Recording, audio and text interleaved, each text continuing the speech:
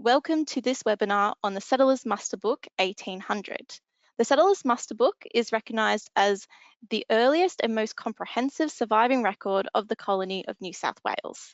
Museums of History in New South Wales recently collaborated with the New South Wales Parliamentary Library to digitise and make available online this important record, which has now been inscribed on the UNESCO Australian Memory of the World Register.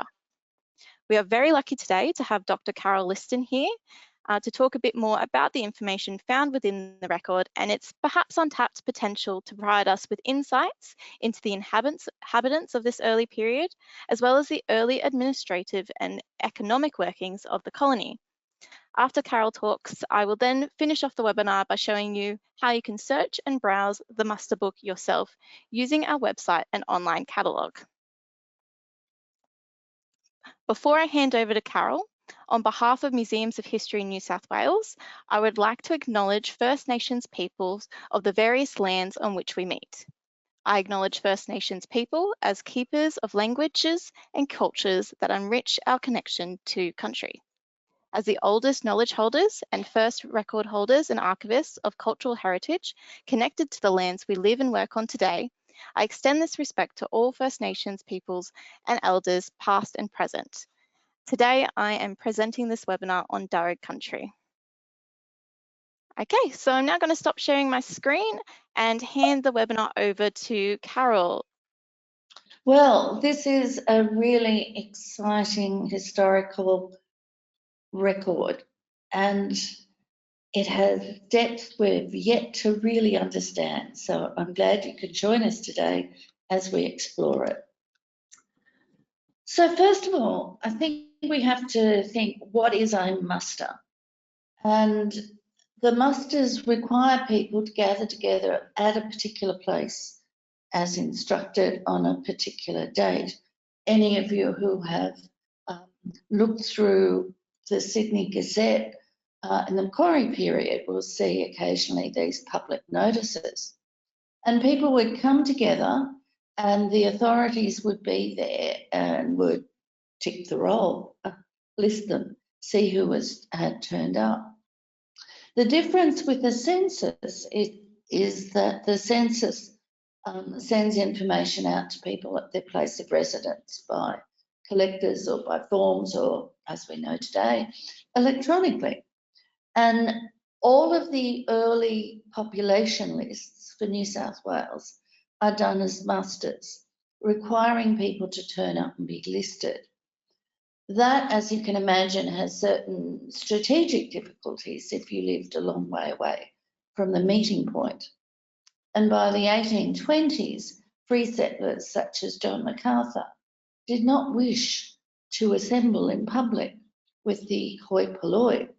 And so we don't have a muster after 1825. The next types of records are the census that happens in 1828. So the records we're talking about today were gathered by Governor Philip Gidley King, and they are a bit of a mystery. The Parliamentary Library doesn't really know how they got them. There are various suggestions. Since his sons were members of Parliament, it could have come down that way. The Member of Parliament, who was also at one stage running education, T.D. Much, may well have got it. It's a mystery, but wow, what a fabulous resource. And we sort of get a sense that this is very much King's private management data. Governor Hunter had been recalled.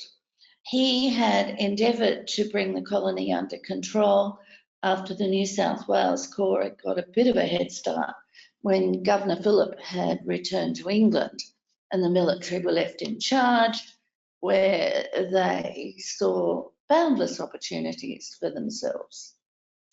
King came with the job of bringing them under control, bringing expenses under control.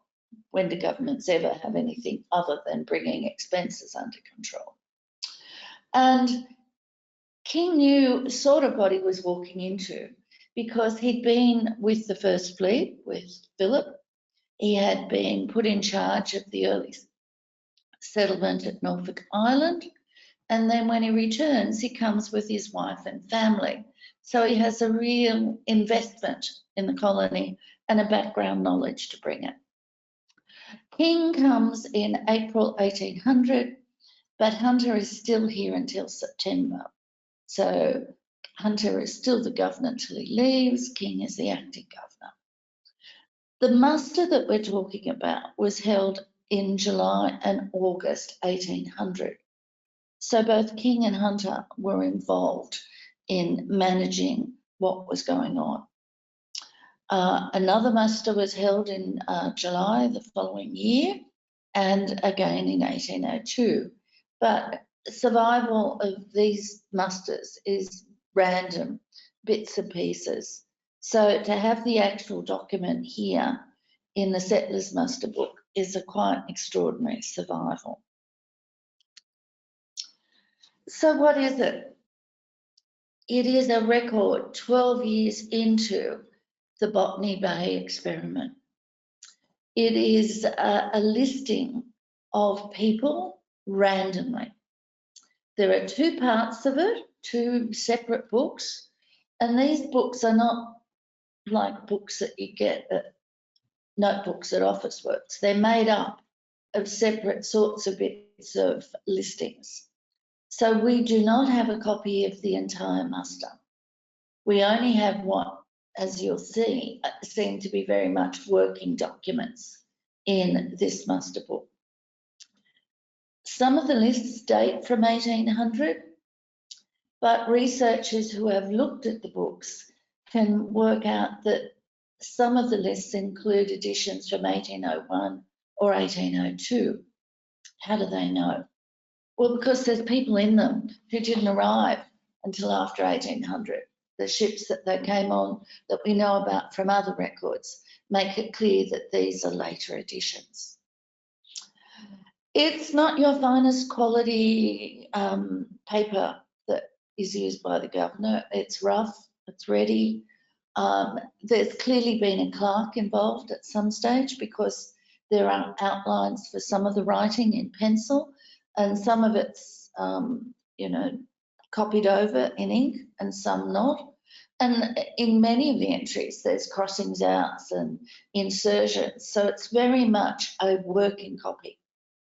But it is essential information for a governor who is trying to take control of the settlement, because it gives vital starting point information for him to control the colony, to look at the problems created by government expenditure.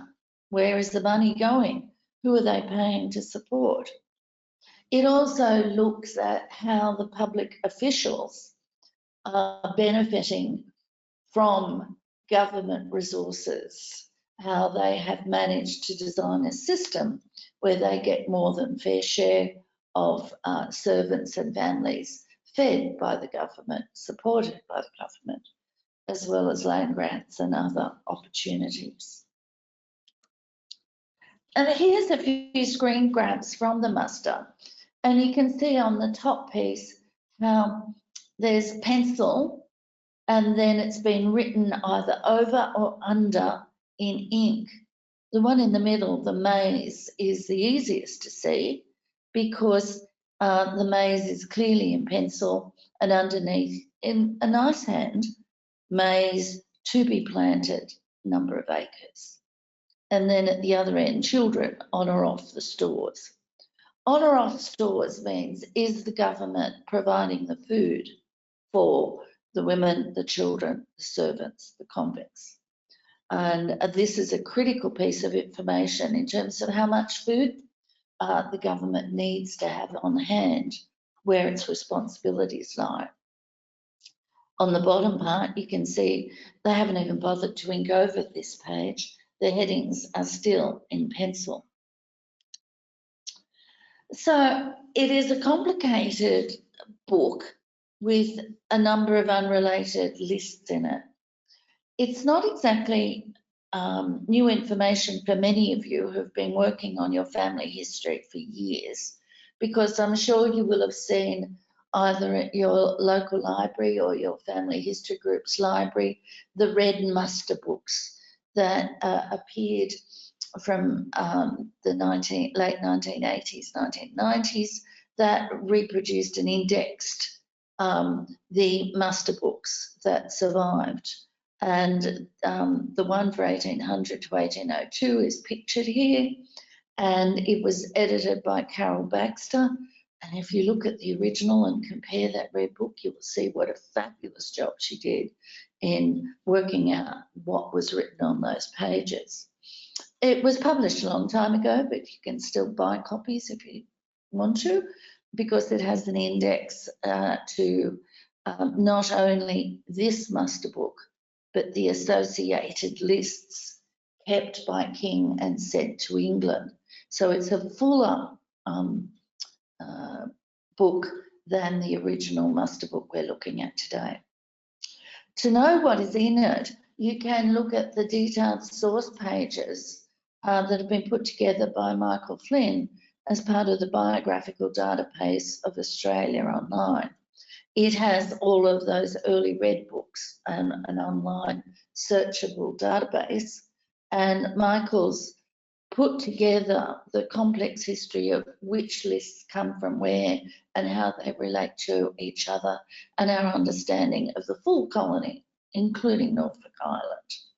And so they're useful companion resources to the muster book in manuscript. So the muster book, the settlers book, has unidentified lists. They've sort of been given titles based on what is seen to be on the pages in front of us, but they are not themselves titled except for the headings along the top. So it's about how much land as land grants and leased people have, what type of animals for both free settlers and former convicts in 1800. There's a particular interest in what the officers and officials have in the way of land and stock. The real interesting piece that's a little bit later, 1801, so it's in the red book, is that these are people who are not being fed by the government. So in a sense, these are the people who've made it on their own by 1800, and they're lists that really deserve more investigation. They don't tell you anything about them except the names, but those names can tell us a whole heap about the colony. Another list of people and various repeated lists of who holds land and stock and who is employed by whom. Because we've not seen the original pages until this digitised project by the Parliamentary Library and State Archives, it's new to historians to see how the original information was assembled. So it's quite exciting. So what's in it? There are certainly the names of many, but not all, of the European population in New South Wales in 1800. We get an insight into their social status, convicts, those who were freed, the military, the government officials. Plus we get annotations that suggest that some of the machinery of the convict system is already in place, like tickets of leave and being on their own hands, i.e. able to do their own thing. There's lots we can start to work out about family composition, about the number of women whom they're living with and their children and how they form households. And that leads the way to how are women actually recorded in this muster. We can see something of economic status, of achievement, the land they've acquired, the animals they own, how much food has been grown, planted, successfully harvested, and who they're employing to help them. There's also a way in which we can put these people together into neighbourhoods. Because it's a muster where people are gathered together, they often appear in the muster lists as groups from the same area, in effect neighbours mustered together. And we get some interesting information on occupations that the government in particular wanted to keep track of. So for place names, you need a little bit of geography in order to interpret the list that I've put a screenshot up there. The settlement was very confined. Remember, this is 1800. Yeah, they can see the Blue Mountains. They haven't got over it yet. And so the places are abbreviated. And some of them are ones that you might know today, like Sydney and Parramatta. Parramatta variously abbreviated.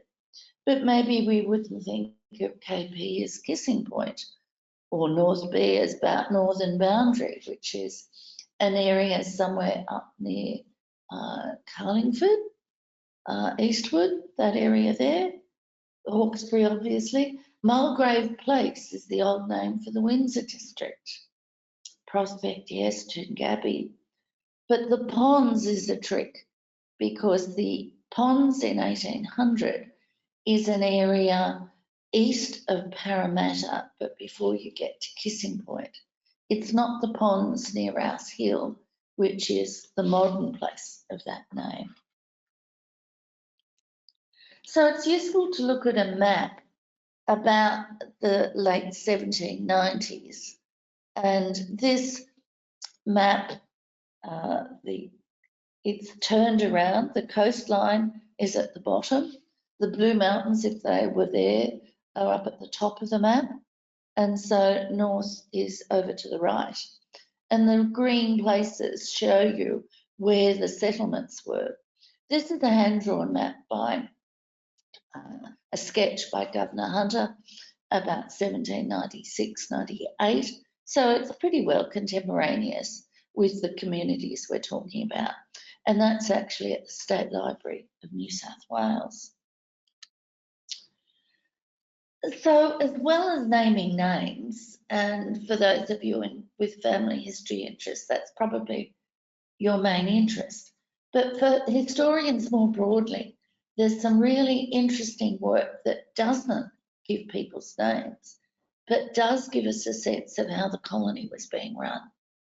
So there's the descriptions of the type of tasks to which the convicts would be assigned to work.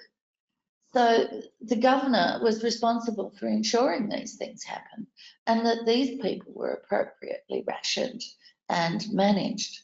And so there's detailed information about agriculture, about the number of stockmen that the livestock would need. Remember, this is 1800. They'd only 4 or 5 years earlier discovered the wild cattle at Camden. Hooved animals were very scarce and protected. About boat building, this is a world where to get to Parramatta easily, you needed to go by boat because there wasn't really a very good road for decades. It's also about making roads to ensure that there is some type of transport. And once you get roads, you need the work of the wheelwrights. And interestingly, work on the flax dressers. Some of you are probably aware of the various theories about why the British came to Botany Bay. And whilst convicts is the winner, there is good evidence that there were other interests at work by the British government. And one of them was to increase its supply of naval supplies. And their interest in flax, which they'd seen on Norfolk Island, was about making sails for naval ships. And it is really surprising to see the evidence here of the importance still in 1800 of flax dressers. And that work continues. King, as some of you might know, had kidnapped, arranged for some Maori young men to come to Norfolk Island to look at the flax there. They were men, so they didn't know how to do it. But flax is an important unsung story of our early colony and the attempts to make linen. So what did the convicts do?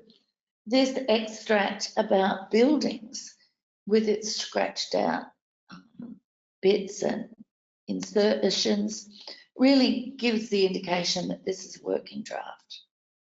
So they're building a magistrate's house and barracks at Castle Hill. Remember, Castle Hill, 2 years later or so, is where the Irish are sent and where the Irish Rebellion takes place. There's a store for the reception of wheat at Hawkesbury and another at Parramatta. They're still trying to build churches. They're repairing and whitewashing barracks and public buildings. And the whitewash was a sort of antiseptic cleaning as well as making it freshly painted. They're quarrying stone. They've got to find building materials. They're already making the bricks and the roofing tiles and shingles, working out and cutting timber to put on the roofs. It's a really busy place when you look at what they're doing for building. But it's also a skills audit. And this is at the back of the muster book. So again, there's no names, but what we see are numbers, I'm assuming, of people involved in doing these types of trades. The numbers don't add up. It's going to have to be somebody else who can work out that 3 and 6 by 364 ends up with £23,000, because it doesn't. So the list of trades there goes on for quite a long way, but I've just pulled out a few that I think are interesting. 31 convicts in the care of huts. So often the women in the colony who are described as hut keepers are denigrated as prostitutes, but in fact, looking after the places where the government gangs worked was a really essential task, and possibly done by men as well as women. And imagine the amount of housekeeping you'd have to do and the type of buildings they had there. Basket making. No, it's not sort of remedial work. Where do you put stuff? You need someone who can make containers. There's no plastic. 29 flax dressers. Possibly more women than men, but there's no gender in this. But 29 is a fairly large number of people. It's a horrible, smelly job. Those of you who have left flowers in a vase for too long and pulled it out, that horrible mouldy smell. Flax is wet. It's plants that have been left wet, and they're hard, and they're really hard working. But of course, we know that the Irish were excelled at working flax to make linen, and so did the Scots. Millers, all this emphasis on growing wheat and maize, but to turn it into something useful, you need flour millers, and there's 7. But I also think it's interesting that King notes there's also 7 schoolmasters. This isn't just a prison. This is an emerging and functioning community. So what more can we learn? Well, it is about making a new life at the far end of the world. And so it's very clear that the military officers had been making the most of their posting opportunities. And we can see who is acquiring land. But we can also see that with the emancipated convicts, or those who had finished their sentences. Remember, many on the first fleets had 7 years. So by 1800, they're free. And so they're looking at what they can do to make a life on the land by purchasing or renting land, and the types of animals they have, and the large number of animals that they have. I also think that this is a really interesting document to rethink the role of women in the early colony. They get a bad rap based on the 1806 muster, where Marsden went through and damned most of them as prostitutes, as concubines, as not legally married.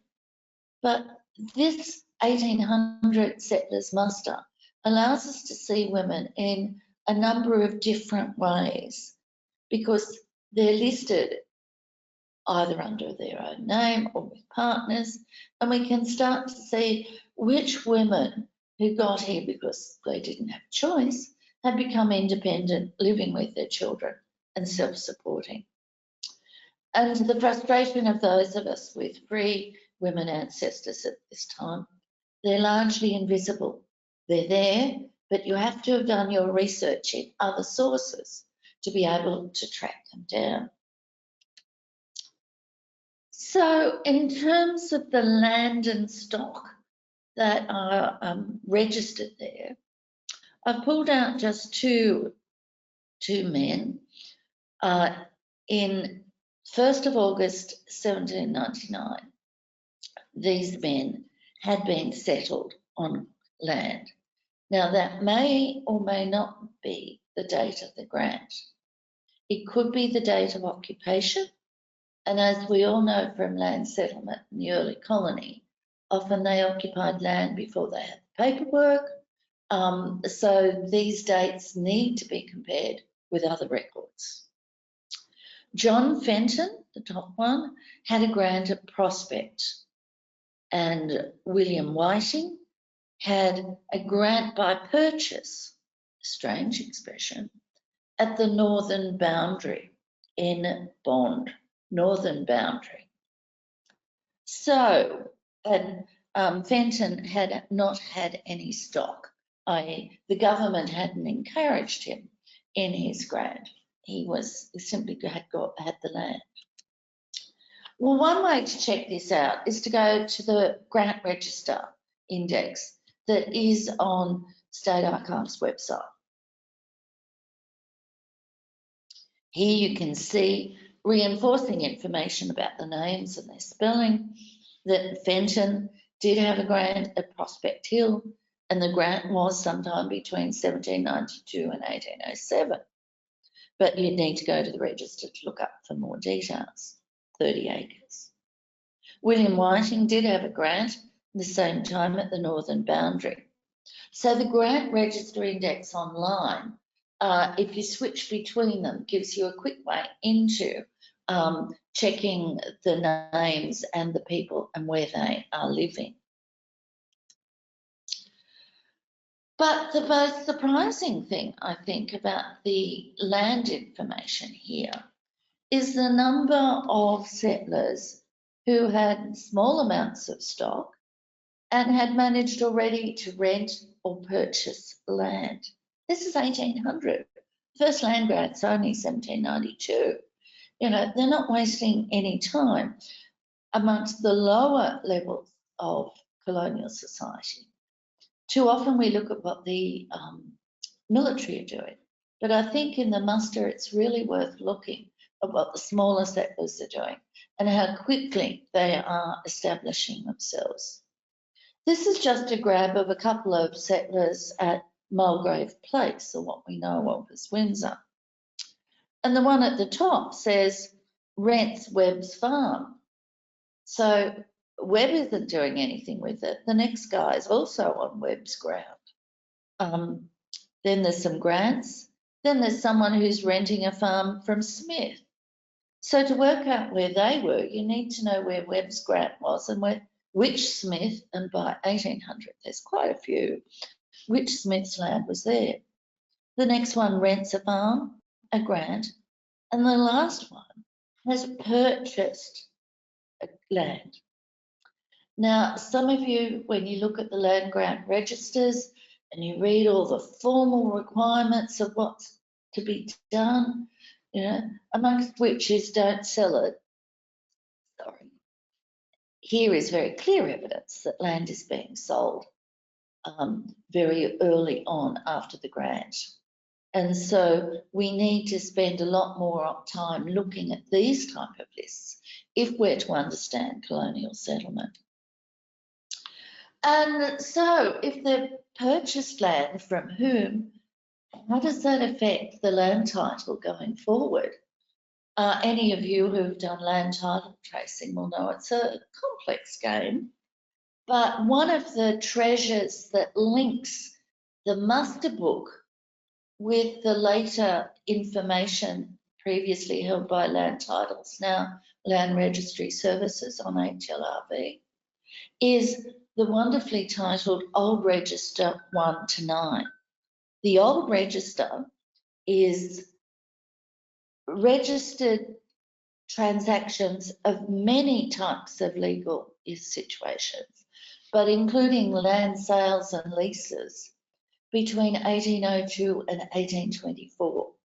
This is the magic gap when you're looking for a grant and you can't find what happens to it because something has happened and it's been sold before the formal transfer vendors index starts in 1824. The answer is here. However, it is a treasured possession that you can only get by having a DVD. The DVD, when originally issued by State Archives and the land titles, was $122, $125, and you had to use it on the computer. It has not been digitised. So you need to look at your family history group's library to see if they've kept it. You need to look in your local studies library, or failing which, you need to come out here to Kingswood to use their copies of it, or perhaps they may even have found a few leftover copies that you can purchase. But this is an essential document for that transition from all of those people who grabbed opportunities in 1800 for you to work out what happened afterwards, before the middle of Governor Brisbane's administration. So I said free women were invisible, and indeed they are. So William Singleton, a well-known name in our early colonial history, had arrived in 1792 with a 7-year sentence. He'd come on the ship the Pitt, and he was fortunate that his wife Hannah, a free woman, was allowed to accompany him with some of their children. So we know she is here. He has land at Mulgrave Place, we know that, but she is not listed by name in the muster. To find her, you have to know she is the wife of William Singleton and look at his entry to see what he's been doing with his land, to notice that he is off stores, that means he's feeding himself, and she is concealed as 1 off, 7 off. 1 woman off stores, Hannah, 7 off, 7 children off stores being fed by their father. And I am very pleased to notice that she also has 3 female servants to help her with the 7 kids. So let's look at another woman. In some ways, 1800 is almost the birth of the colony. And I think we have a tendency to write off that population as done and dusted by the end of the Macquarie period. And I think that's a mistake. So let's look at the entry for Mary Hyde. When settled, March 1799. Name Mary Hyde. She has 7 sheep, 4 pigs, 3 goats. Not a big lot of animals. She is off stores, so she's feeding herself. And she has at this point in 1800 1 child, also off stores. She's in Sydney, but she doesn't own the land. So her settlement may have been when Mr. Black allowed her to lease it. And it notes that she leases land from Mr. Black at 2 and 6 a year. Well, Mr. Black is actually Captain Black, and he only had 1/4 of an acre, so it wouldn't be much more room in Sydney than for those animals. And he was a sea captain and a merchant. Oh, well, this is a long, long time ago. Did Mary Hyde have any other significance to us? Well, above all else, she prospered.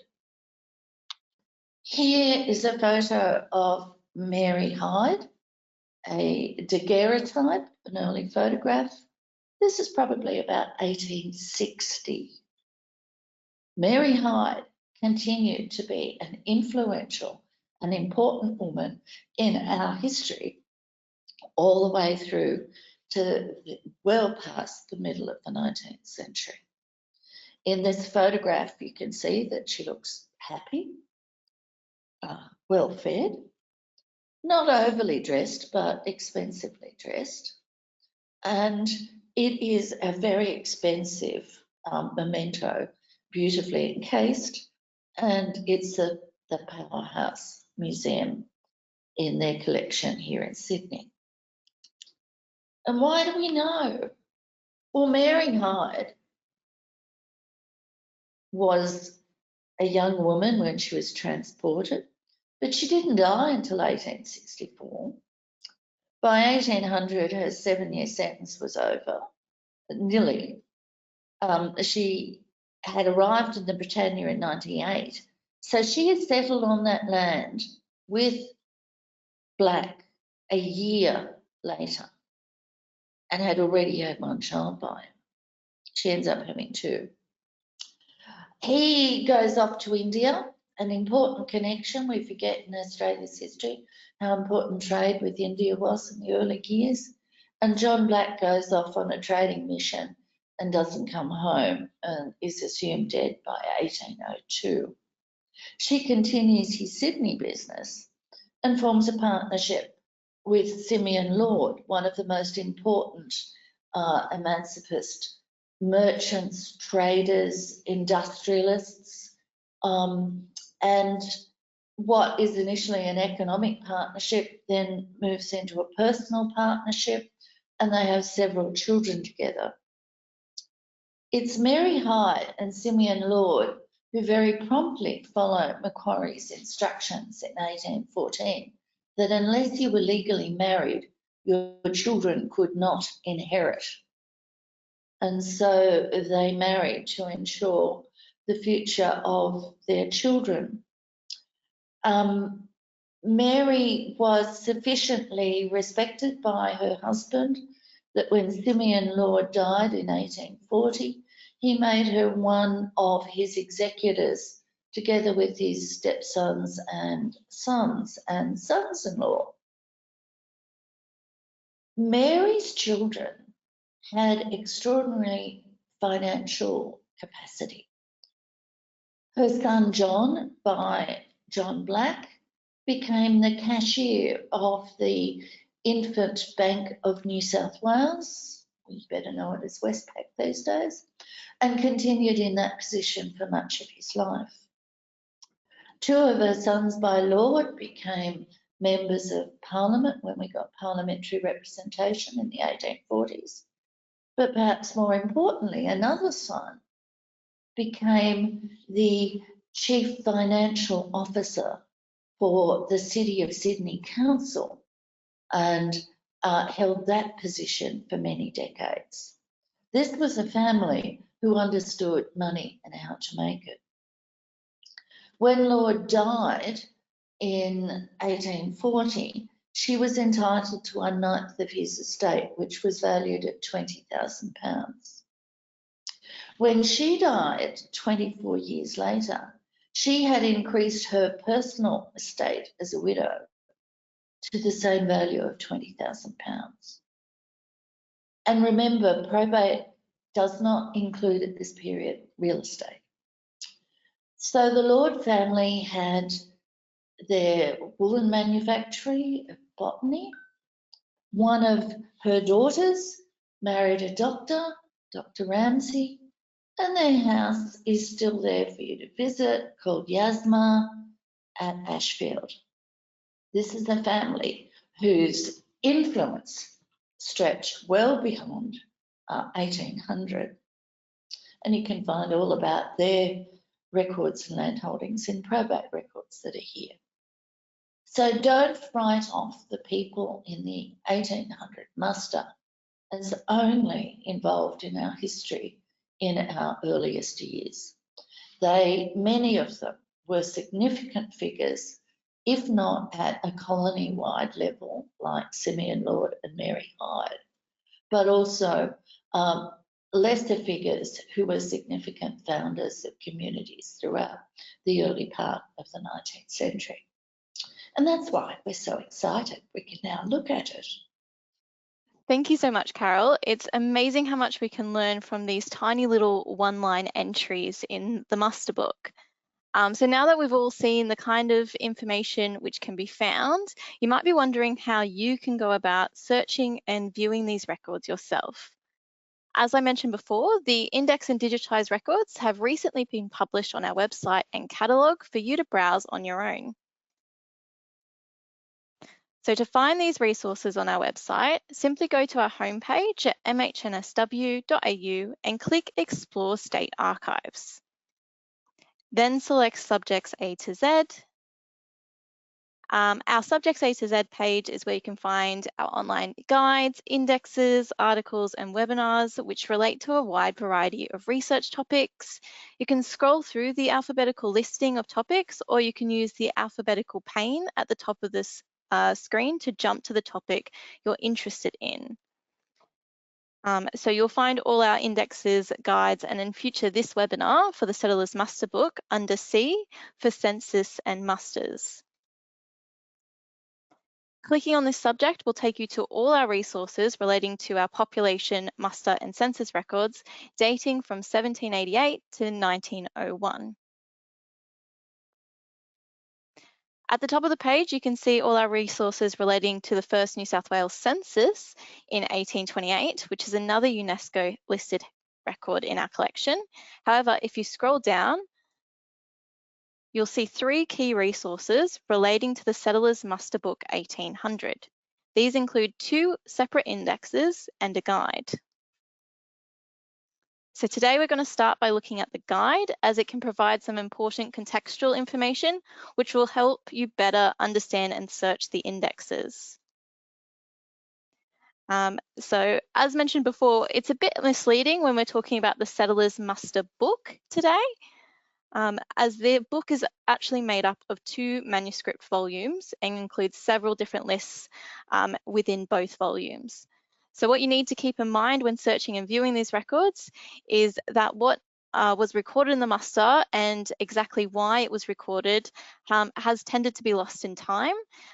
So there's been some amazing work done that's already been mentioned to attempt to answer these questions, in particular the work of Carol J. Baxter and the Society of Australian Genealogists in the Red Book, which you may want to explore later if you want some more in-depth information about every list that's within the volumes.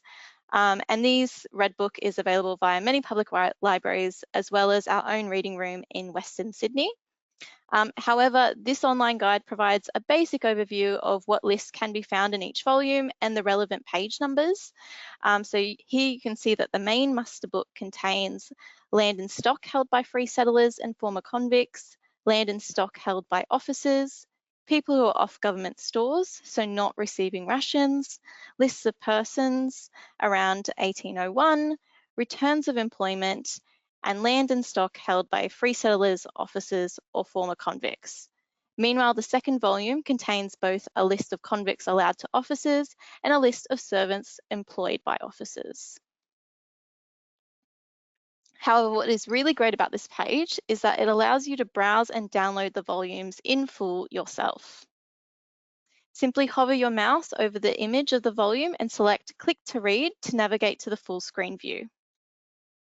This will take you to a viewer where you can flick through the pages as though the book is actually in front of you. As you can probably tell, the writing in the volume can be small and difficult to read, so you can click on the pages to zoom into the image. You will also see that each page has pencil markings in the top right-hand corner. So it's these page numbers that we're referring to in our guides and our indexes. So in this case, we're on pages 4 and 5 of the muster book. You can download the whole PDF document by clicking the Download as PDF button at the top of the screen. And this is a great thing to do if you're interested in exploring the document as a whole. However, you might just be interested in searching for some key people of interest. In these cases, you'll want to go back to our census and musters subject page. So from here, you can select either our Convicts Allowed to Officers 1800 index, which indexes that second volume, or our Settlers Muster Book 1800 index. So in this case, I'm going to search the Settlers Muster Book index. And once you're on this page, you can just type in the names of anyone of interest at the top of the screen. So in this example, I've searched for a Joseph Prosser, and I've gotten 2 results within the book. To view the digitized images, click on the details link provided, and this will take you to the index record in our catalogue. To view the image, just click on the icon under the image gallery. So this brings you to the relevant pages in the volume. In this case, it's pages 90 and 91. You can click on the arrow in the top right hand of the screen to be able to fully zoom into and navigate the image. And Joseph Prosser can be found halfway down the page. His entry notes that he arrived on the ship The Active and is residing in Sydney. His ticket number is 246, and at this point he's a former convict whose sentence has expired. So for further context, we might refer back to the online guide, which indicates that pages 90 and 91 relate to people who are off government stores. The other entry in the index for James Prosser, which was on page 102 of the Muster Book, provides no additional information other than his name, which makes sense when we're looking back at the page range for the lists on our guide, as it indicates that this section is a list of persons from around 1801. So as mentioned before, there are still a lot of mysteries around this document, and the exact purpose or use of this list of persons is still, ongoing investigation. So you can also search across all our indexes, as well as other items listed in our collection via the State Archives catalogue. To search the catalogue, just go back to our homepage at mhnsw.au, click on Explore State Archives, and then search for your person of interest using the search bar provided. So here I've popped in James Prosser again. And this will bring up all the items and index entries with those keywords. So we've had 22 results for James. And you can use the Tweak My Results panel on the right of the screen to limit to the indexes or items that would be relevant to you. So you can see those 2 entries for James Prosser in the Settlers Muster Book Index listed here. Selecting that will narrow down my search results to just those 2. However, this is also a great way to see what other records we might have relating to your person of interest. So in this case, we held 4 digitised convict indents for Joseph Prosser, arrived via The Active, as well as a digitised colonial secretary letter, which is dated in 1823. So this letter gives us the additional information that he arrived in 1791 and worked as a plasterer conducting repairs to the male orphan institution in the 1820s. So as Carol mentioned, the Muster Book can lead you to many other wonderful records in our collection. If you want to learn more about what kind of resources and records we hold, I'd highly recommend going back to our Subjects A to Z page and searching for your relevant topic. There's so many topics that you might want to explore after viewing this muster. If your person is listed as a convict, you might want to look through our various convict guides and indexes. Or, as Carol mentioned, if they're listed as receiving a grant, you might want to look through our many resources outlining New South Wales land records, including land grant records in the State Archives collection. Finally, you're always welcome to reach out to us by visiting our Western Sydney Reading Room or using one of our email and phone inquiry services, the details for which are on the screen.